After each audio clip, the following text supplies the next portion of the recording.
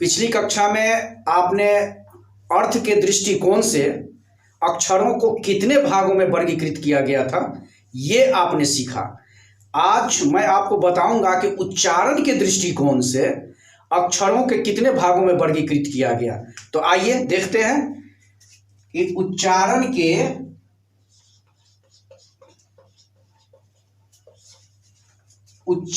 के दृष्टिकोण से यानी अकॉर्डिंग टू प्रोनाउंसिएशन, उच्चारण के दृष्टिकोण से अंग्रेजी के सारे अक्षरों को भी दो ही भागों में वर्गीकृत किया गया है। दो ही भागों में वर्गीकृत किया गया है।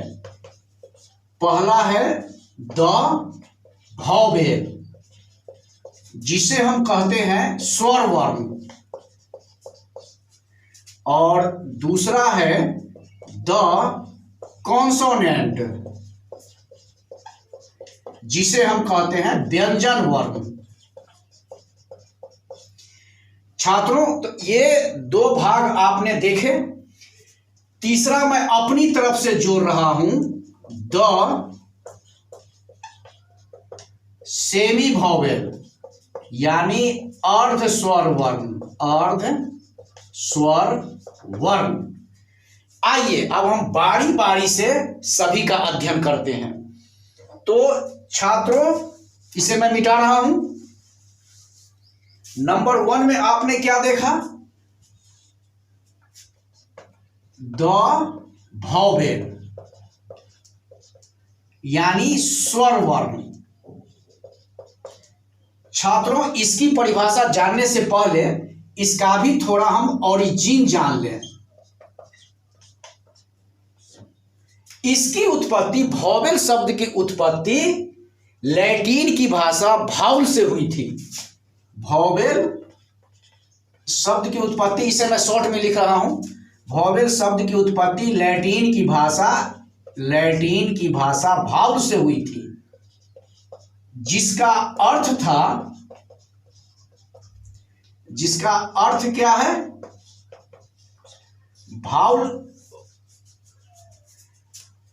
भाउल का अर्थ होता है सेल्फ।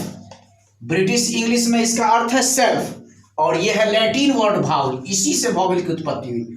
आइए तो इसकी डिफिनीशन को हम देखें। इसकी डिफिनीशन क्या है? देखिए, अंग्रेजी के वे वर्ण जिनका उच्चारण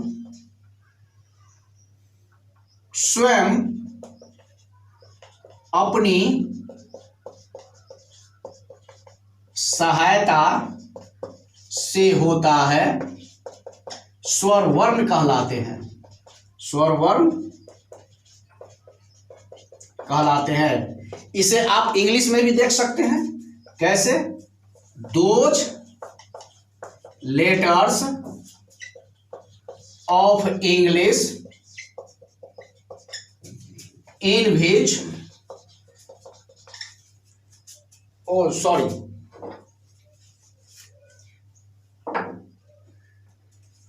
that are pronounced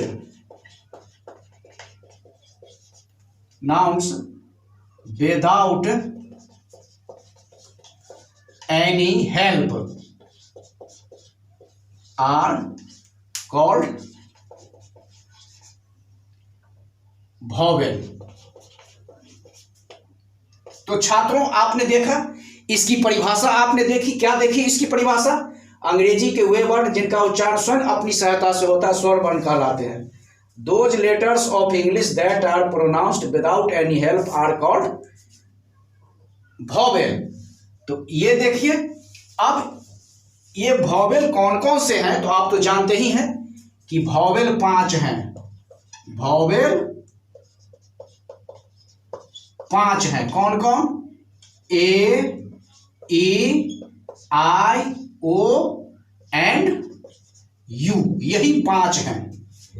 अब इसकी थोड़ी डिस्क्रिप्शन मैं बताता हूं कि इसका उच्चारण कैसे किसी दूसरे की सहायता से नहीं होता, लेकिन वो जब हम कॉन्सोनेंट सीखेंगे तब पता चलेगा कैसे। तो आइए, अब दूसरा है कॉन्सोनेंट, इसे मैं मिटा रहा हूं, मुझे यकीन है कि आपने इसे नोट डाउन कर लिया होगा। दूसरा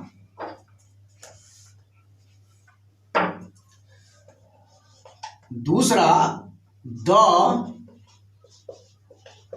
कॉन्सोनेंट, यानी इसे हम कहते हैं व्यंजन वर्ण। ये क्या है छात्रों? तो इसकी पहले ओरिजिन हम देख लें, क्या है इसकी उत्पत्ति।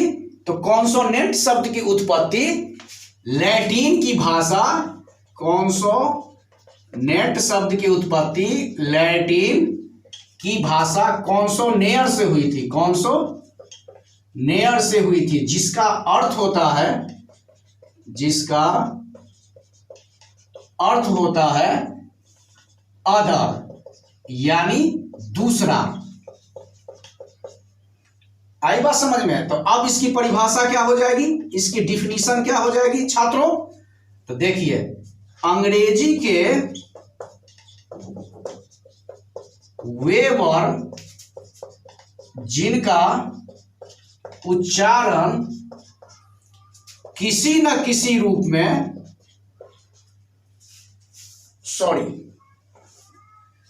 स्वयं अपनी सहायता से न होकर, स्वयं अपनी सहायता से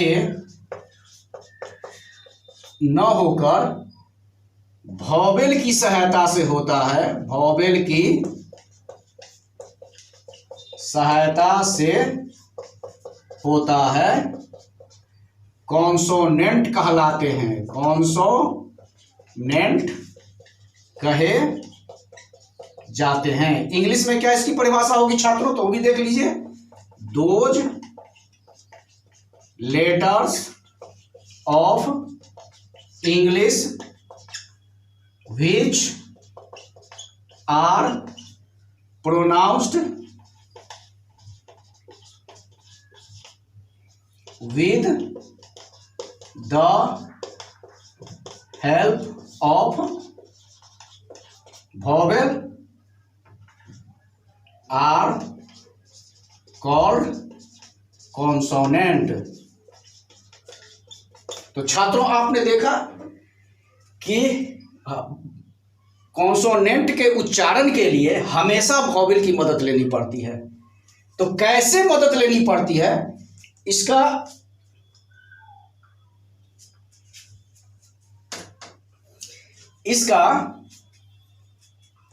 मैं आपको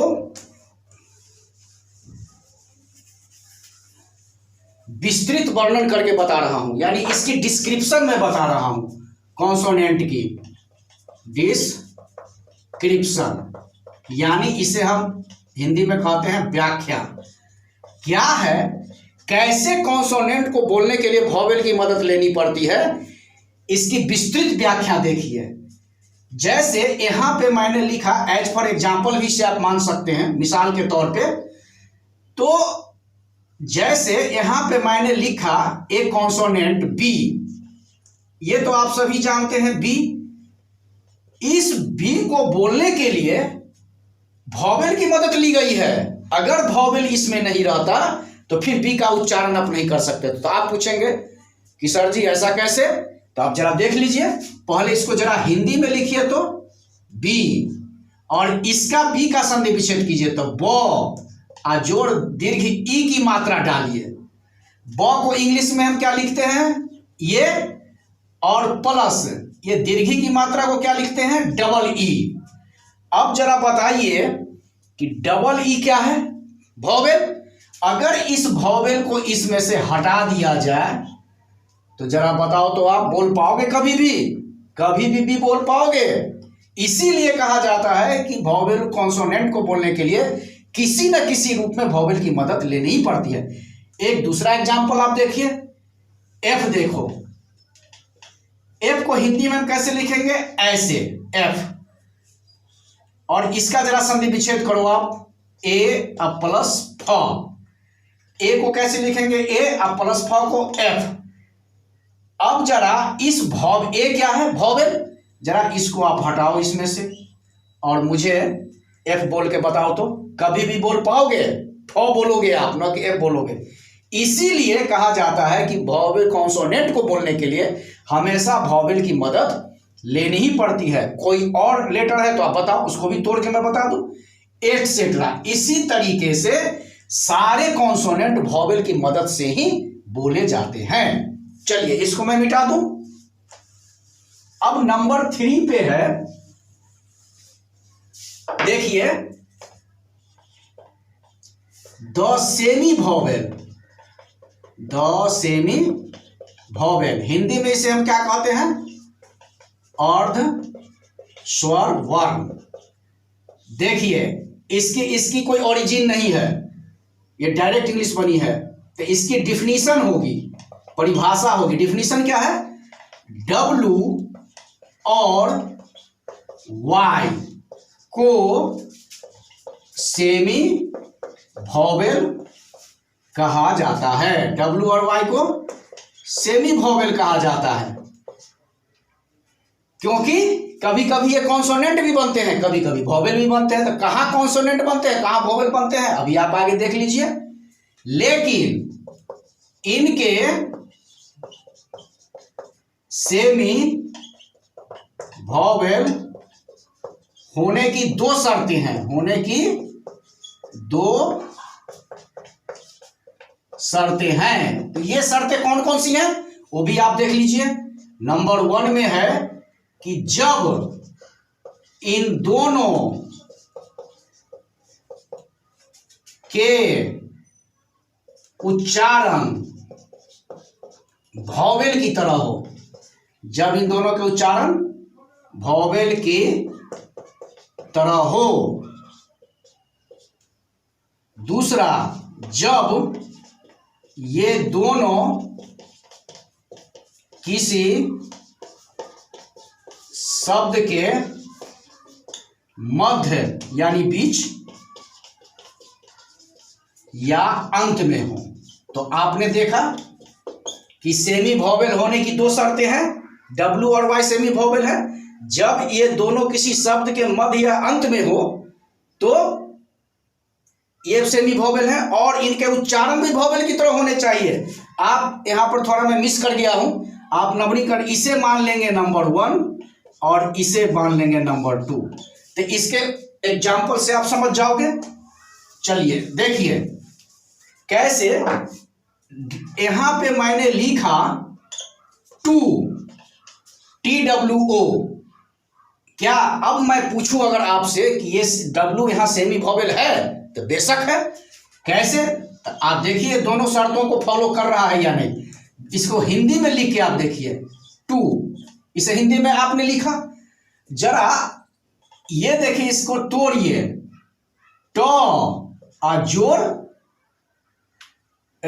ऊ, यानी दीर्घ ऊ की मात्रा है यहां पे। तो ये तो पहली शर्त को फॉलो कर ही रहा है कि ये किसी शब्द के बीच में है।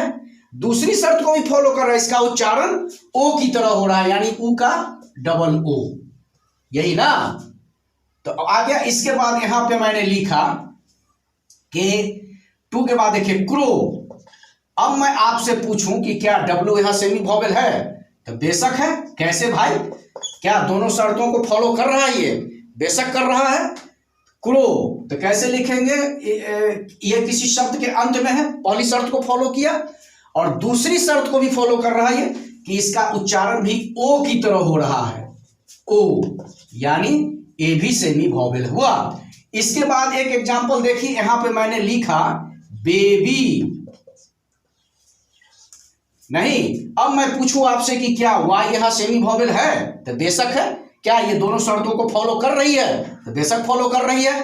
किसी शब्द के अंत में है, क्योंकि शर्त तो आप जानते हैं बीच में होना चाहिए, तो अंत में होना चाहिए। पहले अगर हो WY तो वो कॉन्सोनेंट है, वॉवेल नहीं है। इस बात का आप हमेशा ध्यान रखना छात्रों। तो यहाँ Y सेमी वॉवेल है, बेशक है। क्यों? क्योंकि किसी शब्द के अंत में है और इसका उच्चारण भी वॉवेल की तरह हो रहा है, यानी बेबी यानी डबल ई की तरह, तो ई वॉवेल है, तो इसीलिए एबी से। जैसे यहां पे मैंने लिखा लेडी, क्या वाई यहां सेमी वॉवेल है? तो बेशक है। कैसे भाई? तो ये भी फॉलो कर रहा है। यहां पे लेडी आप ऐसे लिखिए लेडी, तो किसी शब्द के अंत में है और इसका उच्चारण ऐसे। तो इसी तरीके से जैसे बॉय, टॉय, क्राई, एटसेट्रा, ये सारे वाई यहां पे सेमी वॉवेल है। लेकिन छात्रों हमेशा याद रखना, नोट यहां पे मैं लिख देता हूं कि यदि डब्ल्यू और वाई किसी शब्द के पहले हो तो वे वॉवेल कदापि नहीं हो सकते। याद रखेंगे, जब W और Y किसी शब्द के पहले आ जाए तो कभी वॉवेल नहीं है, वो हमेशा कॉन्सोनेंट है। लेकिन किसी शब्द के बीच में यानी मध्य में और अंत में आ जाए तो वे वॉवेल हैं, यानी सेमी वॉवेल है, आधा वॉवेल है, पूरी तरह वॉवेल नहीं है। तो छात्रों आज के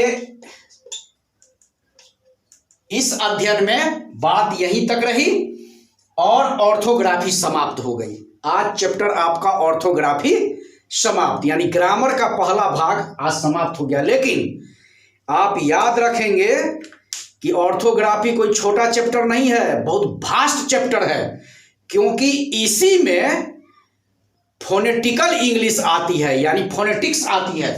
ये फोनेटिक्स क्या है, इसका एक संक्षिप्त रूप में देता हूं। इसे मैं मिटा रहा हूं, मुझे यकीन है कि आपने नोट डाउन कर लिया होगा। देखिए ये फोनेटिक्स क्या है। इसी ऑर्थोफोनेटिक्स के आने से ही ऑर्थोग्राफी का चैप्टर काफी वास्ट हो जाता है। तो ये फोनेटिक्स क्या है जरा देखिए। फोनेटिक्स का मतलब होता है ध्वनि विज्ञान। क्या होता है? ध्वनि विज्ञान।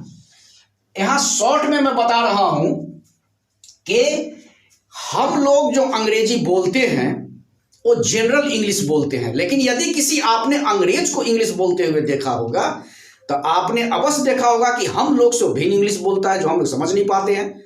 वो बहुत फास्ट इंग्लिश बोलता है, काफी स्टैंडर्डाइज इंग्लिश बोलता है। हम लोग बोलते हैं टाइम, वो बोलता है टाइम। हम लोग बोलते हैं व्हाट, जो बोलता है वाज। तो क्या आपको कभी समझ में आएगा? उसकी पढ़ाई इसी फोनेटिक्स में होती है, यानी ध्वनि विज्ञान में। जैसे द का रूप लीजिए, नंबर 1 में मैं बताऊं द, इसको हम द पढ़ेंगे। लेकिन अगर इसके आगे वाला वर्ड कोई कॉन्सोनेंट आ जाए, जैसे कैट, उसके पहले आपको तब द का उच्चारण करेंगे। लेकिन अगर इसके पहले कोई वॉवेल आ जाए, ये तो कॉन्सोनेंट है, यानी कॉन्ट्रैक्टेड फॉर्मल, इसी में शॉर्ट फॉर्म लिख रहा हूं, समझ जाएंगे इसी से कॉन्सोनेंट।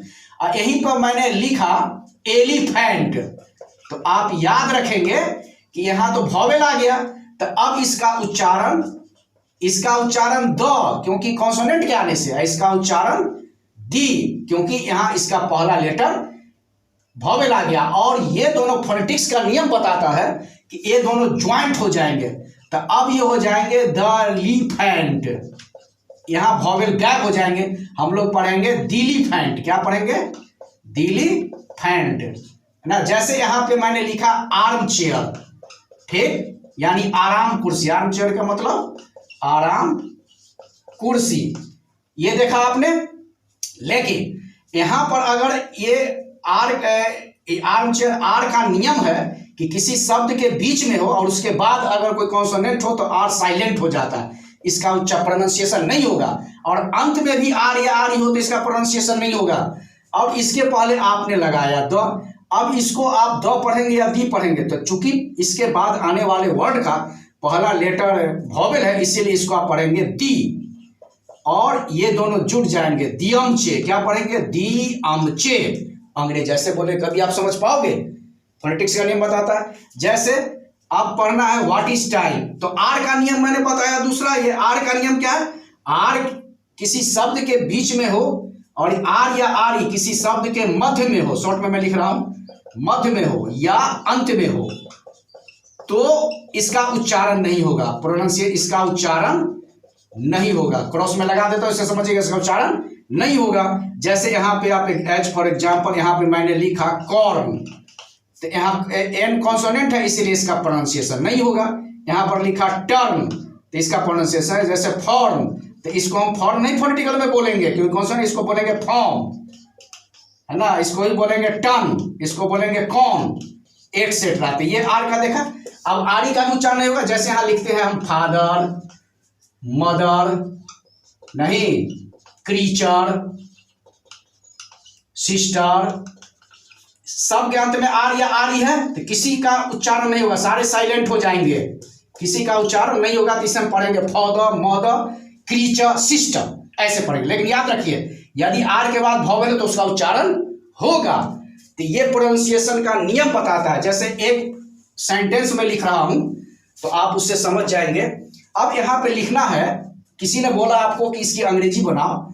जैसे मेरे पिता एक किसान हैं, इसकी अंग्रेजी बनानी है आपको। तो क्या करेंगे, my father is a farmer. हम लोग तो ऐसे ही बोलेंगे, लेकिन याद रखिए ये जो है ये जनरल इंग्लिश है, ये जनरल प्रोनाउंसिएशन है। अंग्रेज ऐसा नहीं बोलेंगे, अंग्रेज जो बोलेंगे आप नहीं समझ पाओगे जब तक फोनेटिक्स का ज्ञान नहीं हो। ये जनरल इंग्लिश है। आई बात छात्रों समझने। तो यहां क्या करेंगे हम, ये आर है तो आरी का उच्चारण नहीं होगा। ए का उच्चारण हमेशा याद रखेंगे अ होता है। ए का उच्चारण हमेशा, ए का प्रोनाउंसिएशन हमेशा अ होगा। आर के बाद यहाँ कॉन्सोनेंट है तो इसका भी उच्चारण, आर लास्ट में, इसका भी उच्चारण नहीं होगा। अब जरा बोल के देखिए तो माई और ये दोनों ज्वाइंट हो जाएंगे, माई फौदीज और फॉर्मर, ऐसे हम बोलेंगे। माई फौदीज और फॉर्मर, तो मेरे पिता एक डॉक्टर है तो माई फौदीज और डॉक्टर, क्योंकि आर अंत में है। तो ये है फोनेटिक्स का नियम। जैसे व्हाट, अंग्रेज, किसी अंग्रेज ने आप या अंग्रेज से आपने पूछा व्हाट इज टाइम, तो हम लोग ऐसे ही पूछेंगे कि क्या समय हुए हैं, लेकिन वो ऐसे नहीं बोलेगा, व्हाट इज टाइम नहीं बोलेगा, ये बोलेगा वाज टाइम, टाइम को टाइम बोलता है, ऐसे बोलेगा वाज टाइम। आप समझ ही ना पाओगे कि क्या बोलता है। तो ये फोनेटिकल इंग्लिश कहलाती है। और फोनेटिकल इंग्लिश में हमको अंग्रेजी की तरह बोलना पड़ेगा। अगर हम फोनेटिक्स सीख जाते हैं तो वो भी मैं अगली कक्षा में आपको बताऊंगा, लेकिन थोड़ा इटीमोलॉजी बताने के बाद में बताऊंगा, क्योंकि इसका भास्ट अध्ययन है, छोटा नहीं है, इसलिए ऑर्थोग्राफी का दायरा काफी बढ़ जाता है। तो छात्रों आज का कोटा बस इतना ही, और अगली कक्षा में फिर हम एक इटीमोलॉजी के बारे में चलेंगे। लेकिन याद रखिए इटीमोलॉजी कब तक चलेगी कहना मुश्किल है, क्योंकि पूरी ग्रामर का सबसे लंबा भाग इटीमोलॉजी है, और इसी में सारे आइटम्स आते हैं जो आप 7वीं कक्षा से लेके बिहार बोर्ड वाले और जो सीबीएसई आईसीएसई बोर्ड वाले हैं, वो पहली कक्षा से लेके जो इंटर तक आप सीखते हो वो सारे इटीमोलॉजी ही सीखते हो। आप इटीमोलॉजी का ही टर्म्स और आइटम सीखते हो। इटीमोलॉजी से इंटर से बाहर नहीं निकल पाते। हाँ, ग्रेजुएशन में जाने के बाद लोग इटीमोलॉजी से बाहर निकलते हैं, तब वो सिंटैक्स प्रोसेडिंग सीखते हैं। पंक्चुएशन तो पहले भी लोग सीख लेते हैं, बच्चे में भी सीख लेते हैं, लेकिन इटीमोलॉजी बहुत भास्ट चैप्टर है। जितने भी आप सीखते हो, tense, voice, narration, subject, verb, agreement, ये सारे इटीमोलॉजी के ही आइटम्स हैं। तो चलिए अगली कक्षा में हम इटीमोलॉजी के बारे में सीखेंगे। तब तक के लिए बहुत बहुत शुक्रिया। जय हिंद, जय भारत।